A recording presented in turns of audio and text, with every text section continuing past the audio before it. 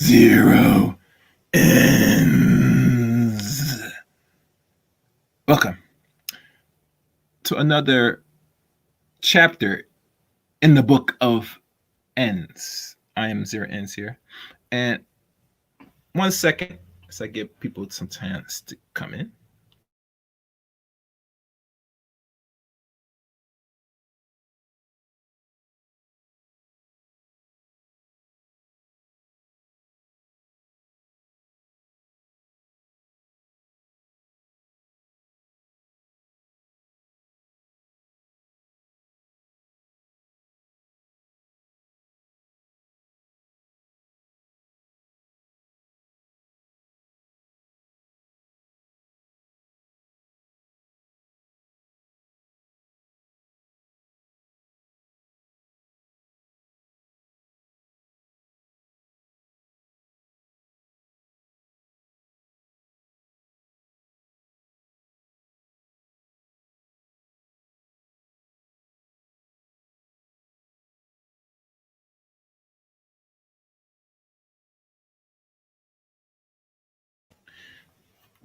All right.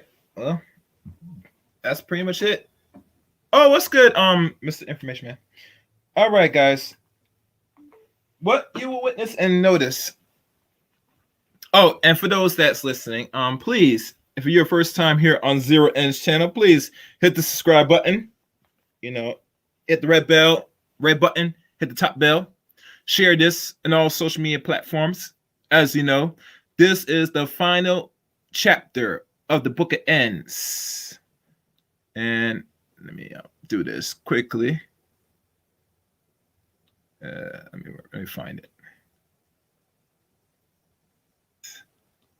Today, the title, The Book of Endz, Volume 1, The Strong Black Woman and Mental Illness, Part 5, and Conclusion.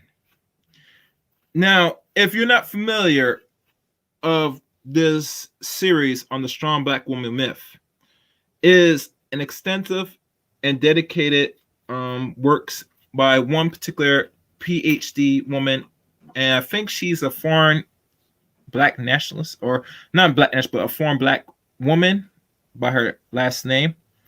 But nonetheless, she has devoted extensive time and the research in regards to this thing about black women, and is black women's strength positive or detriment to their lives in today's society and in their own homes and their own livelihood. And as you know, the author herself, I think her name is Michelle Renee Afault. When this was published and written for a PhD, roughly now 8 years now, since of 2013, this research was really to lay out all the information that a lot of people, including the women in the society, especially black women, to notice that when you always refer to yourself as strong, black, independent, etc., you are by default, through her research, have mental illness. Is that the biggest question asked, since this is now found to be a mental illness, what does a woman do to correct that?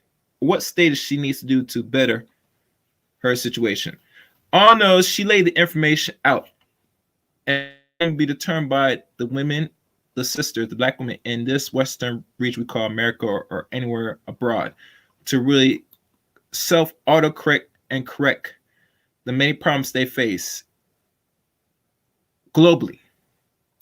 I'm not saying just here in America, but just globally, where Western influence weighs heavily on a lot of indigenous populations.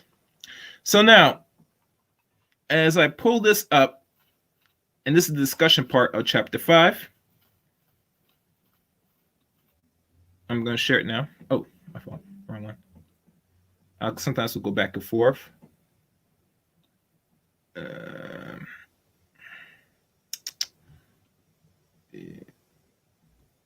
All right. Yeah, I can see that. Okay. Oh, and one other thing. I might present what will be the next series coming soon, because this is the end of this one, and I'm going to begin a new one very soon. So now, as we look, this is chapter 5, the discussions. Obesity rates remain arguably the biggest health threat looming on the horizon of American future. What else we have not known today? Because since the introduction of Monsanto and the manipulation of food, people, from high corn fructose to all forms of additives and more genetically modified other foods, the weight of the average American, including women and black women, has skyrocketed. Normally, I think back 50 or 60 something years ago, the average dress size for most American women, and I'm just going to guess, and for anybody that want clarity, they could dig up for themselves, I would say it never exceeds no bigger than possibly a 6'6" at most. Now, you know, the average dress size today in America is roughly, in the 21st century, around 2020 or 2021, but we'll say from last year because there's probably new data which they have not rolled yet, but we could probably conclude the dress size with the average American woman and a very small race pushing out roughly almost a 20 at most. And this is my estimation, so don't shoot me, because, you know, if it's already a dress size close to 16 5 years ago, it probably doubled that in 5 years. Well, let's go on to the article. The biggest health threat looming in the horizon of American future, there has been an upward trend in the weight of the U.S. population. Since the 1970s, no group within the population has been more negatively impacted by this trend than black women, with a disturbing 20% increase in obesity prevalence over a 20-year span. Statistically, data from the Center of Disease Control estimate more than 50% of black women are clinically obese. That's by Berkman Hollins, written now 13 years ago. Current research has failed to isolate clear causal factors to account for the disparities in obesity prevalence, but research have noted difference in behavioral choices and internalized message concern weight in Black women and opposed to white women. The studies aim at addressing the what they call drift information in the present literatures concerning psychosocial factors, which may support the occurrence of obesity in Black women, specifically the phenomenon of the strong Black woman person. See that? Highlight that right there.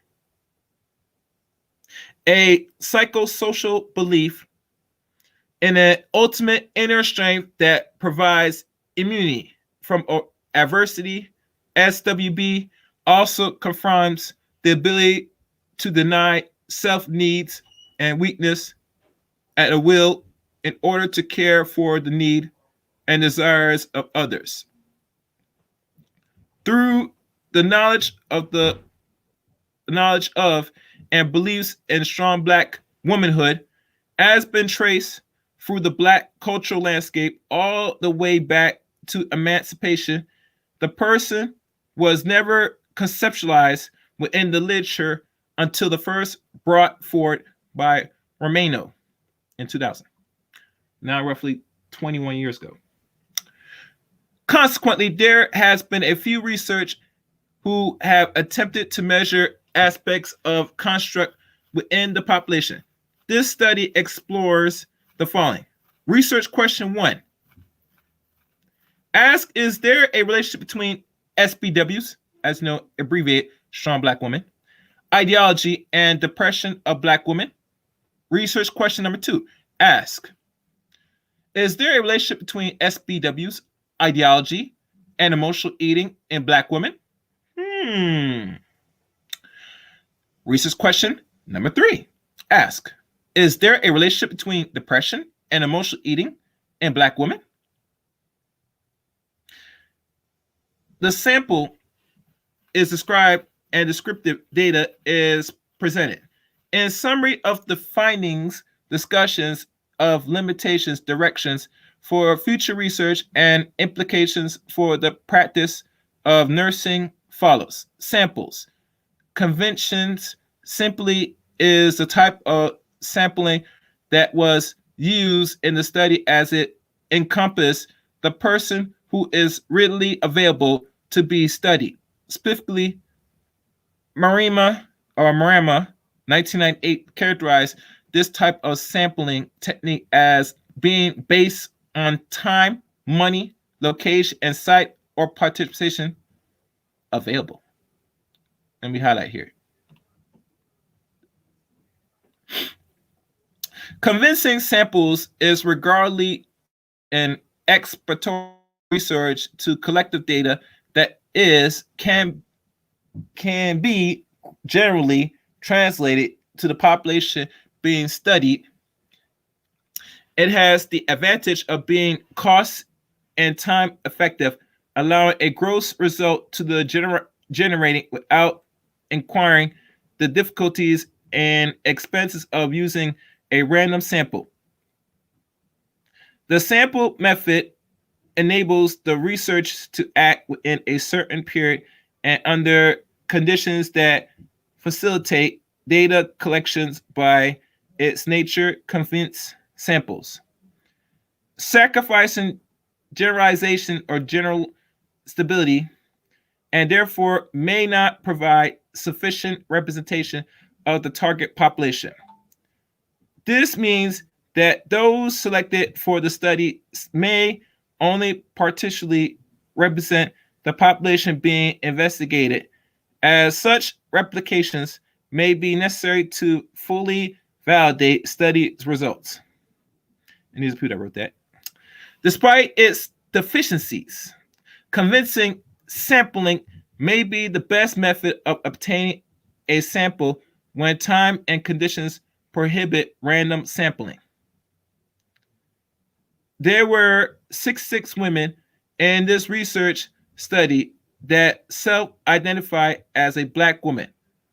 The women were all members of two local churches who regularly attended women's groups, events, presents by the church.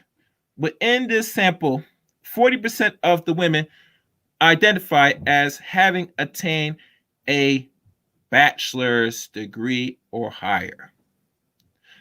Let us pause right here for a second.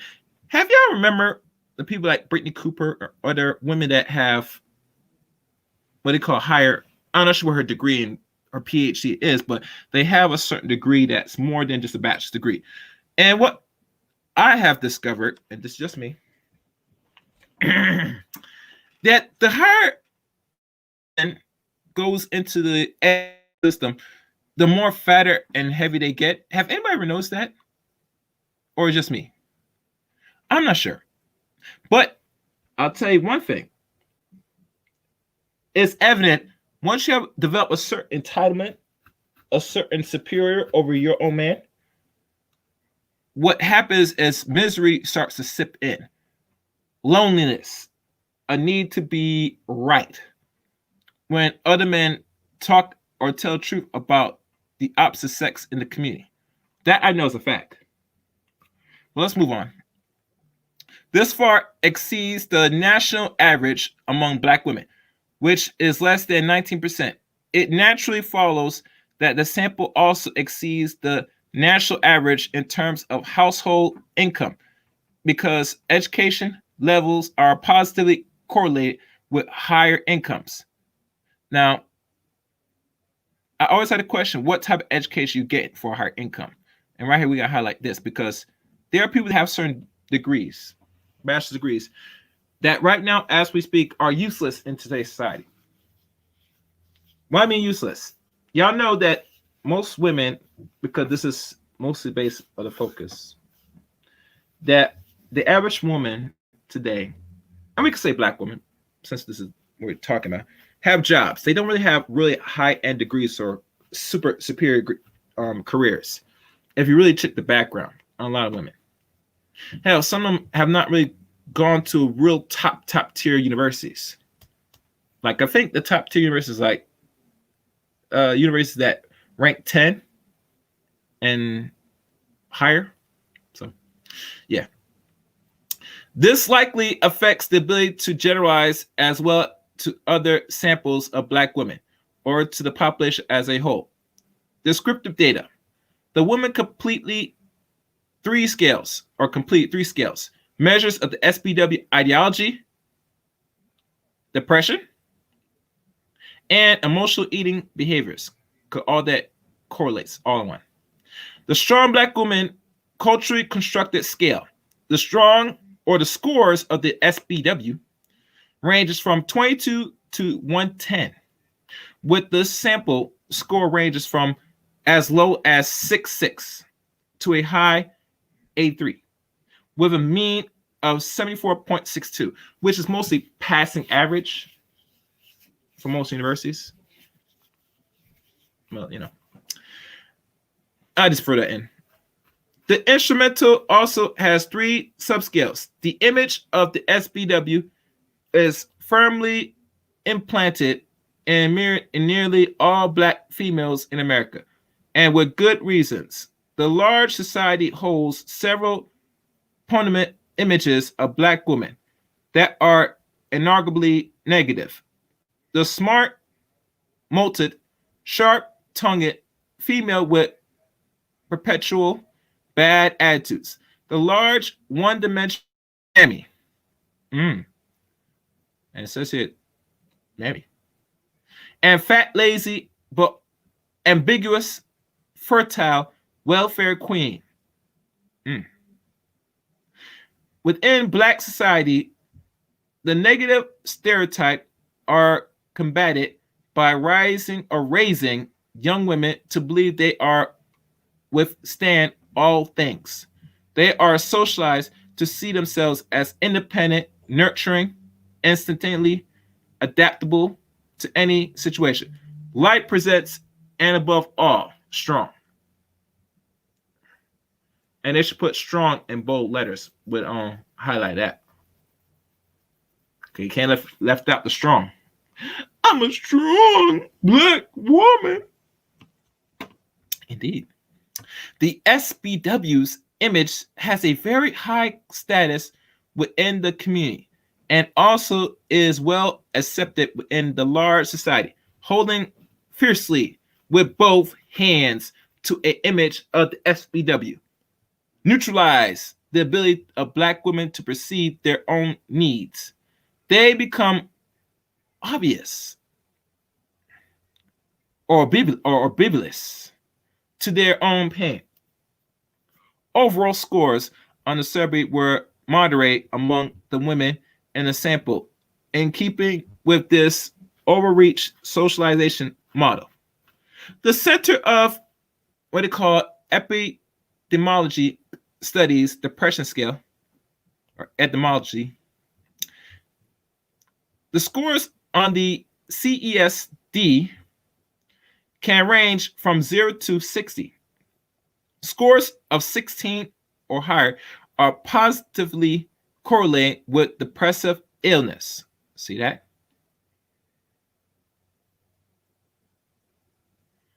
Scores in this sample range from a low of 5 to a high of 23 with a mean of 14.6. There are several reasons why depression may not have been a permanently detected or permanently detected in this sample. Depression often results in a quandary for black women. When a woman has been acculturated in the mold of strong black womanhood, something as common as expected as the behavior of crying as a coping mechanism for depression, represented as unacceptable loss of her power and an assault to her sense of identity as a black woman.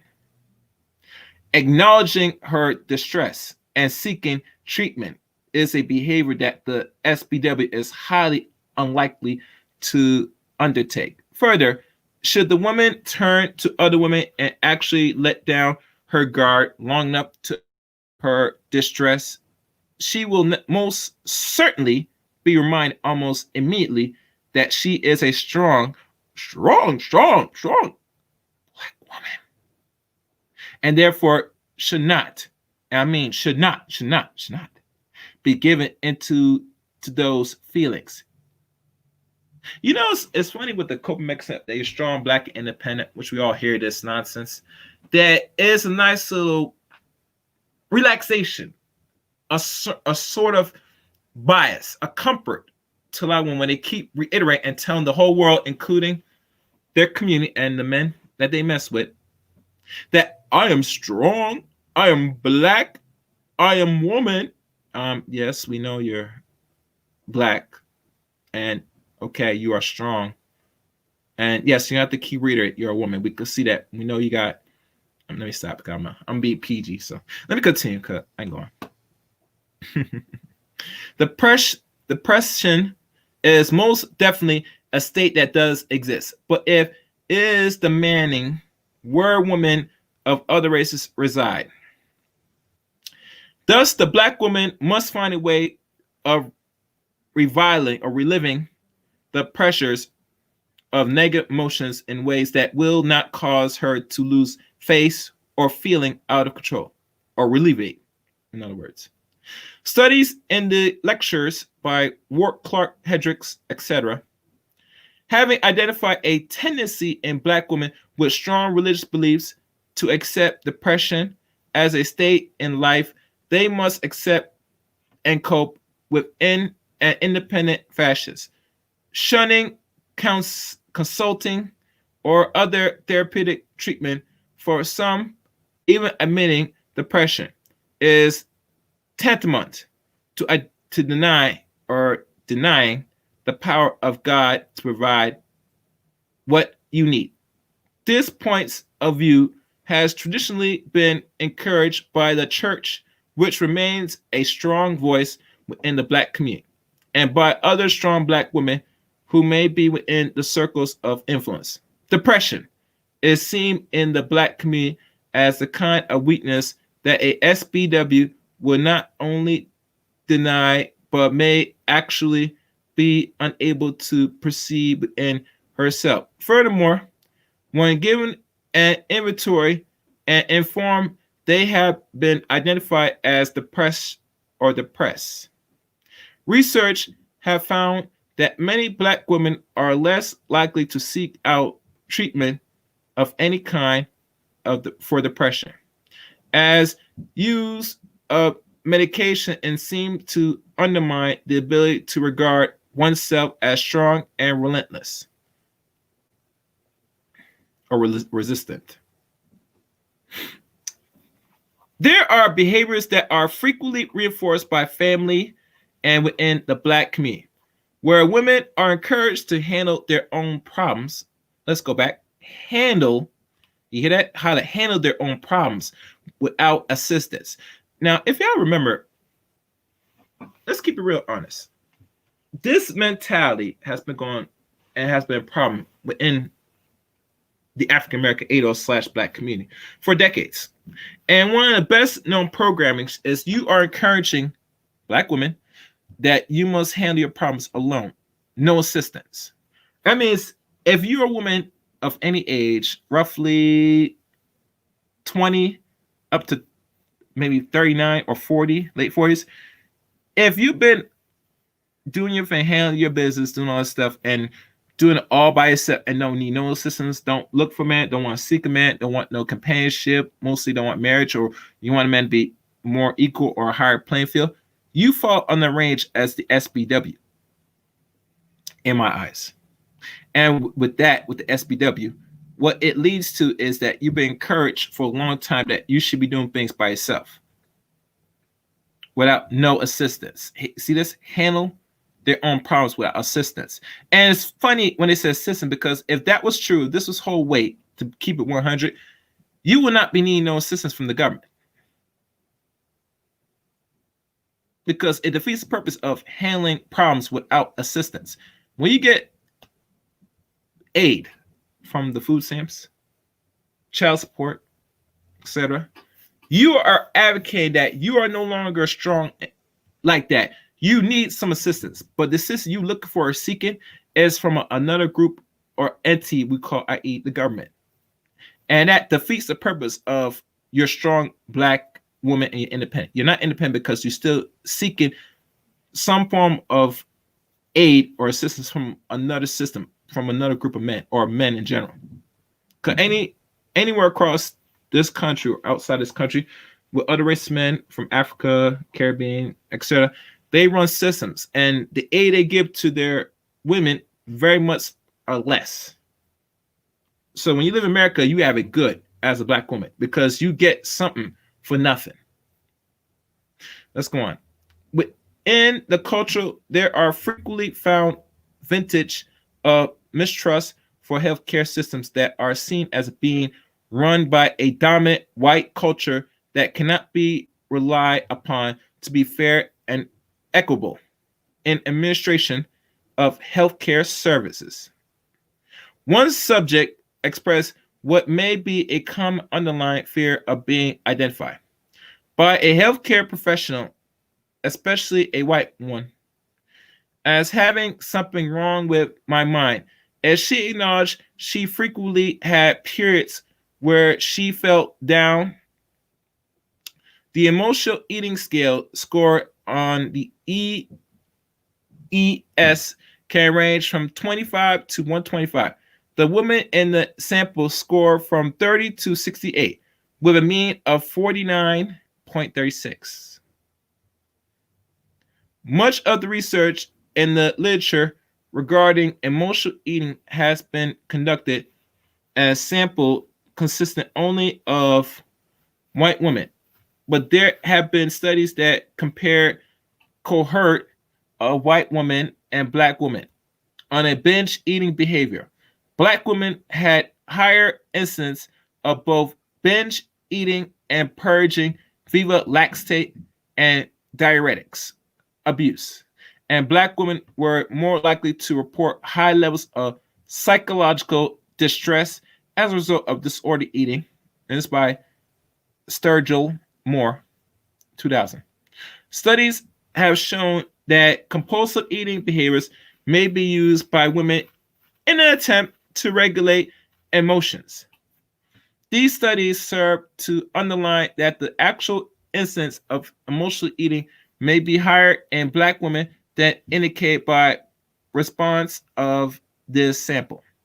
It is not surprising to consider eating as a safe way to alleviate emotional pressures, which I agree.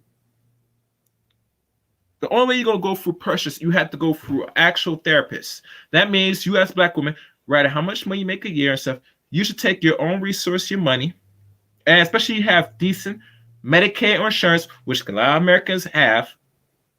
You should try to use your resource properly and pay for a therapist. Therapy, ladies, therapy, it is a necessity. You can't get around it. Let's go on. The act of caring for others, which is central to identifying a Black womanhood, can be frequently siege to a food research have found that SBWs often use the act of eating to dispel a variety of unpleasant emotions. Through eating, the woman can nurture herself and thus eventually regain her control. A limitation of the studies that may affect scores on the instrumental may be an acceptance of eating in the face distress as normal as accepting normal behaviors within the Black culture. I'm gonna let y'all meditate on that a second.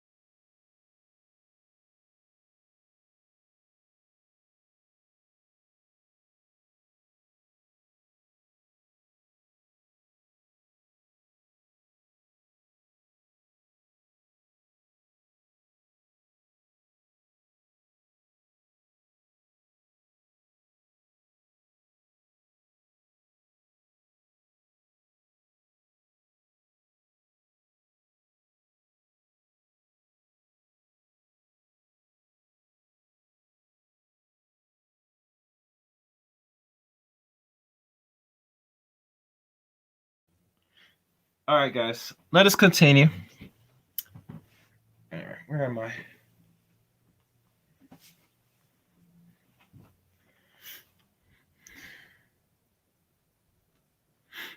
Relationships among variables. Is there a relationship between SBW ideology and depression in Black women?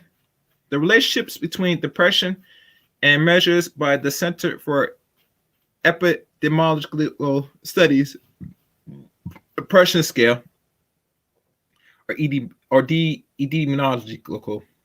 I get tongue tied. Sorry. And the SPW persona was not significant in Black women within the sample. The findings is inconsistent with the body of lectures document vulnerable to high occurrence of depression. In Black women, the SPW scale is structured to capture the presence of the ideology or ideological within the women. A limitations of this study is that even that this scale, constructed and validated within a large Black sample, may be subject to some degree of social desirability bias during completion or by complexion. There are several answers on the scale that the women could possibly have perceived as a threat to a self-perception of strength.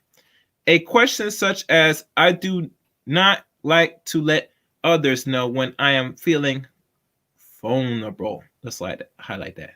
Vulnerable. See that? Require the women to acknowledge a feeling that may and would normally deny as the run contrary to strong Black womanhood. Examples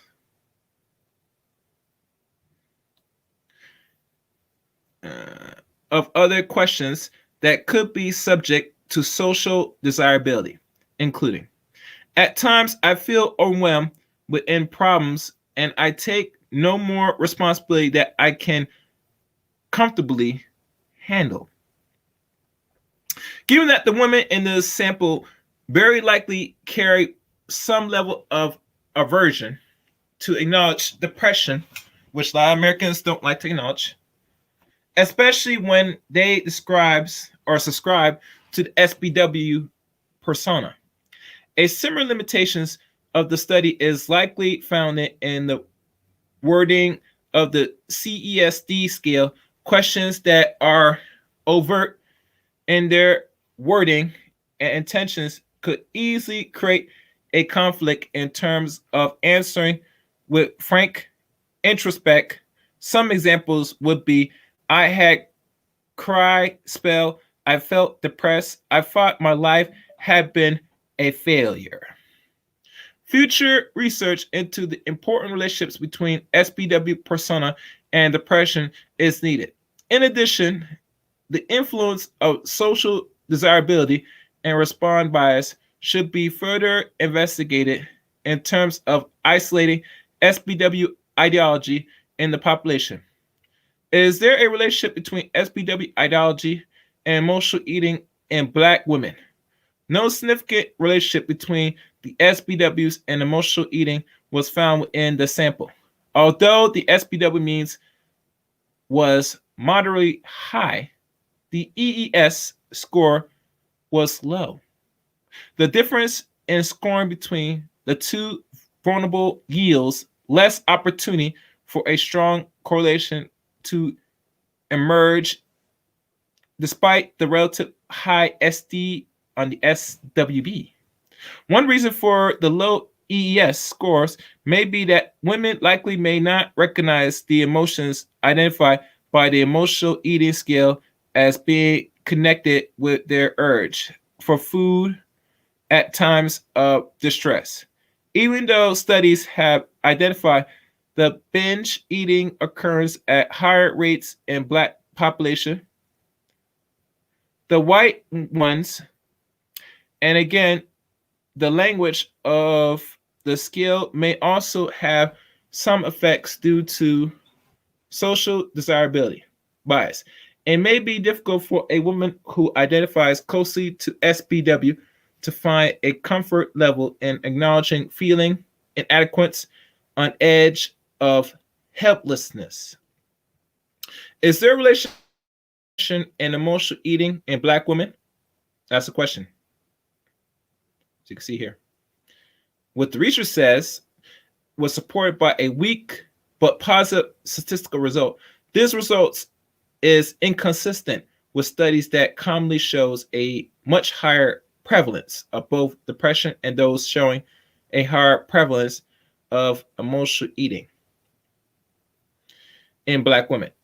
There are several factors that could account for the low altitude of the score. As previous state, it is possible response bias related to the overt question of the instrument could be regarded as threatening to the SWB self-image. Still, another possible factor is the order in which the instrument were filed out. The women first. The fill out of the SWBCC, then the EES, and finally the CSD. It is possible that filling out the SWBCC first may happen or have been brought to the forefront to principles of the person or persona and thus influence response to the EES and CED, which follows. And finally, it must be noted that all other women were active members of closely bound supported church groups and considered themselves to be the women of strong faith. It is possible that the scores of any or all three of the instruments could have been influenced by supported relationships within the women's groups, from leadership of the church and the following, or from their intrinsic faith. See that? The population is highly understanding or understudied in terms of those issues, and there is a gap in the lecture in terms of investigating and relationships between depression and emotional eating and all this yada yada for SWB, strong Black women. We get it. Implications of nursing practice. Clinical practice. Depression in Black women is frequently undiagnosed. See that? And highly under threatened or undertreated for all the reasons that this discussion is highlighted. The face of depression that is found in medical publications may not fit the Black woman who is depressed. She may not realize her own depression, or if she does suspect she is depressed, she may be very reluctant to show weakness by admitting it to her healthcare practitioners. It behooves nurses and nurse practitioners to have a high index of suspicion for depression in Black women, especially those who report with somatic symptoms, denial, avoidance, irritation, and even indignation may be part of the initial response, but those reactions may well come from fear of loss of control. Highlight that. See that right there? Many symptoms. Careful questioning and encourage the women to verbalize what she is feeling can lead to better outcomes in terms of meeting treatment needs. And a few more and we're done. Education. Cultural competence has come to the forefront of many nursing programs. However, heightened awareness alone does not increase practitioners' competence in dealing effectively with actual cultural differences. As this study has indicated, Black women may have increased resistance and decreased awareness of the degree and origins of their own distress. It is crucial to add to text and program more updated information about how to mindset of different culture affect treatments. The strong Black woman persona is an important element in treating Black women, not just for obesity, but for all medical conditions, as we noted earlier. And understand the phenomenon will to increase efficiency in treatment and will likely increase collaboration of compliance from the women. Future research. Now down to the future of this research. And I'm hoping as I wrap this up, that there should be more in-depth studies of this. There should be mention of conditions in the maybe the new DSM, because the one that recently came out was this DSM 5, I think. I lost count of many DSM books. The book that deals with clinical psychiatry and mental health, the big thick book, and I mean thick book. I'm not talking about most people there bought the DSM 4 or 5 or one of them. They have a condensed version of the symptoms and the severities of certain psychological issues. One of them, pedophilia, is one of them that's still in the books. The old one, the new one that's probably came out or eventually will come out, might change that disorder. But like I said, this should be included into DSM and further volumes of DSM book itself. Further verifications of an instrument is needed to assure that they are capturing the concept we are attempting to study as effectively as possible, and that the instrument are rarely valid in Black women. Attempting to discovery if there are common stressors that may be causing the depression would be helpful in designing intervention to address patients' needs. There is some question as to whether the women realize depression within themselves. A future study might involve a pretest for depression, an intervention that talks about depression, denial, and perhaps somatic manifestations of depression, followed by the what they call postus of depression. In the same vein, a similar intervention regarding the strong Black woman phenomenon may also increase the ability of detecting the presence of strong of the ideology in the population and development of effective interventions for obesity. Center of discovery through research how to design more culture relevant approaches to obesity and the fight of obesity.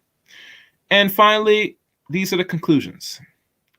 The history of Black women in America has been complicated by slavery, racism, and the fracturing of the family unit and financial instability. We all know that already. In many instances, it is the Black woman who is trusted into the role of family headed in a matriarchal structure. Yet, given her last place ranks in the dominant culture power structure, in many cases, the matriarchal is queen of practicality, nothing at all. Understanding the complicated nuisance of the Black experience could easily take a lifetime of study. And let me address this. There's not going to be a long lifetime study. Let me tell you why. They already know what's the position of African Americans slash ADOS slash Black people in America. They know the problems. They know what is needed done to correct the issues that Black men and especially Black women face in America. To sit there and contemplate that there needs to be more further study to something that they already conclude what caused the problem is, to me, waste of time, waste of money, waste of research. In my book. Because we already know what's really going on in the community. It's as simple as that.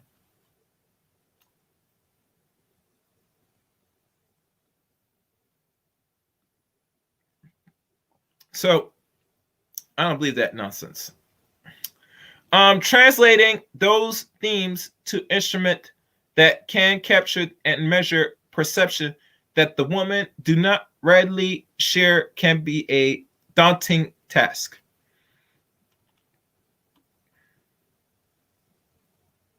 Hold on. Translating these themes to instrument that can capture the measures perception that the women do not readily share can be a daunting task. The SBW's persona was found to be present in moderating levels in the sample groups, with a mean of 74 in parentheses 67% of the maximum. a finding that may have been unexpected due to the fact that both the income and education of the samples was above the national average among black women, and it's following that a higher than average income and education level would give the women of this sample group more access to support a system and thus more options to reduce perceived psychosocial stresses. So they say. The fact that these women still score a moderate level likely indicated by continued universities of the SBW ideology within the culture. Within the sample, both the CESD and the EES inventories produced scores lower than expected. The CESD had a mean of 14, 23% of the maximum score, and the EES had a mean of 49, 39% of the maximum score. Whether due the increased education and income response, bias, faith, pure support, or other means, somehow these women appear to be suffering depression, emotional eating at levels that are less than national studies have found.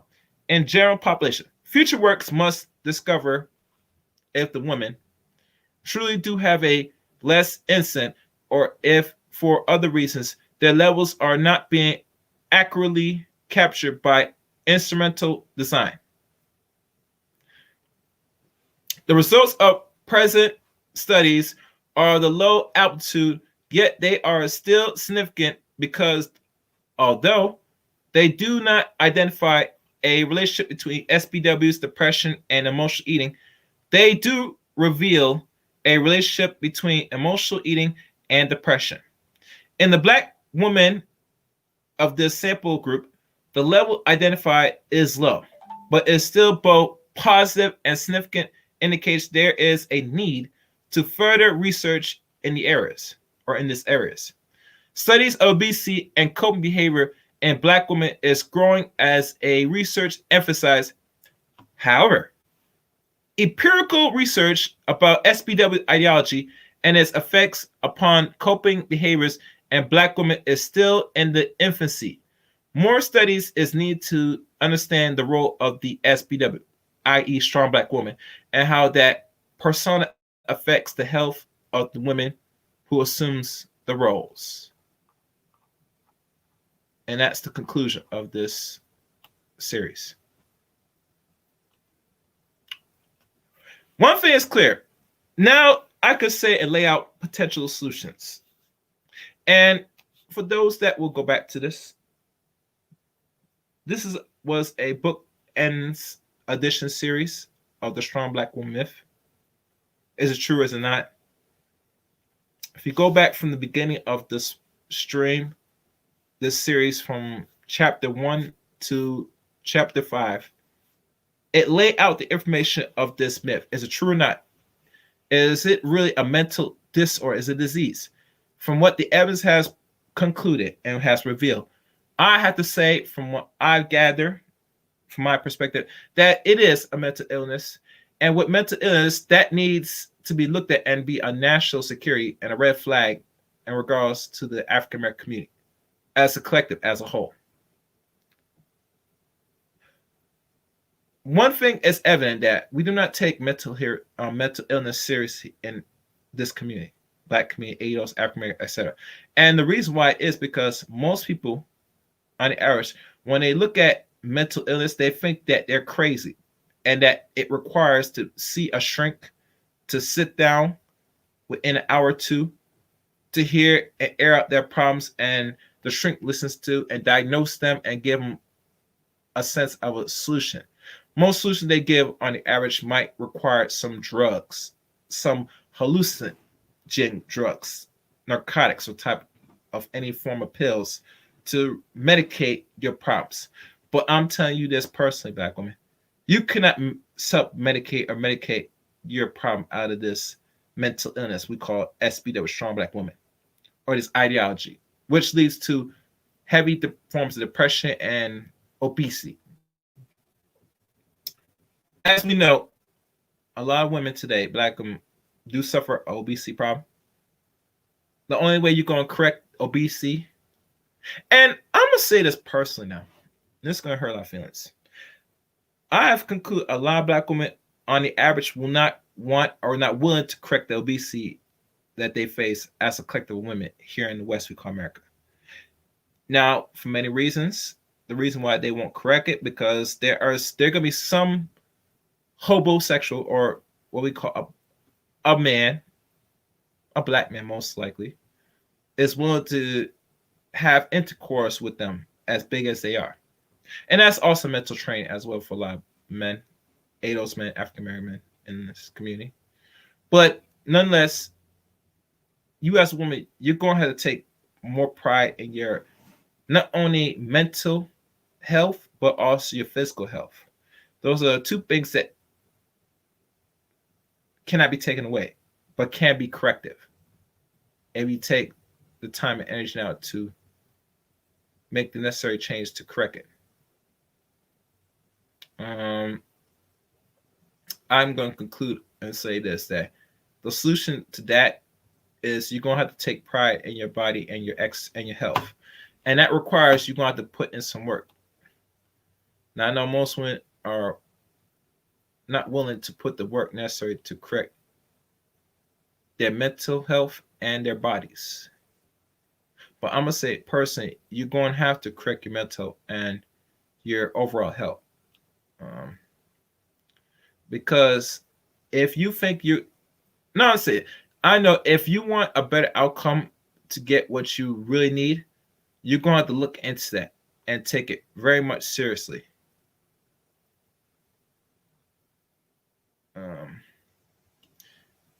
And to be honest,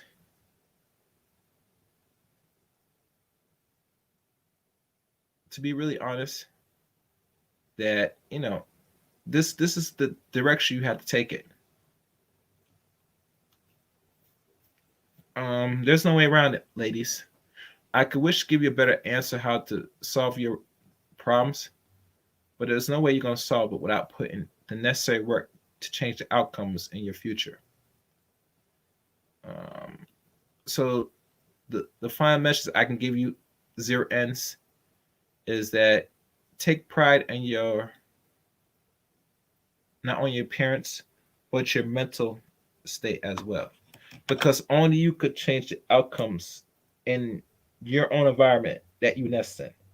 No other third parties can come save you and fix that. It's going to take your own selves as an individual or as a collective women with other women that are serious to correcting this to work with each other and correct your problems from the mental aspect to the physical aspect as well. That's the only way I can see you changing and correcting what has been plaguing the community for such a long time with this false narrative that you're strong, black, and independent. That narrative is dead. That's all I'm gonna say. So I thank you for listening into this series from beginning to the end. Go back from previous series that is, a book, the Book of Endz, Volume 1, from chapters 1 through 5. And leave your comments on how the outcome of this series made you feel. Did it made you a better person? Did it made you reflect on what you're doing in life? And what steps are you doing to change it? Zero Endz will like to hear from you personally. So, like I said, leave your thoughts and opinions on the comment section. Make sure you share this video as well. And, like it as well. So always, till next time, take care.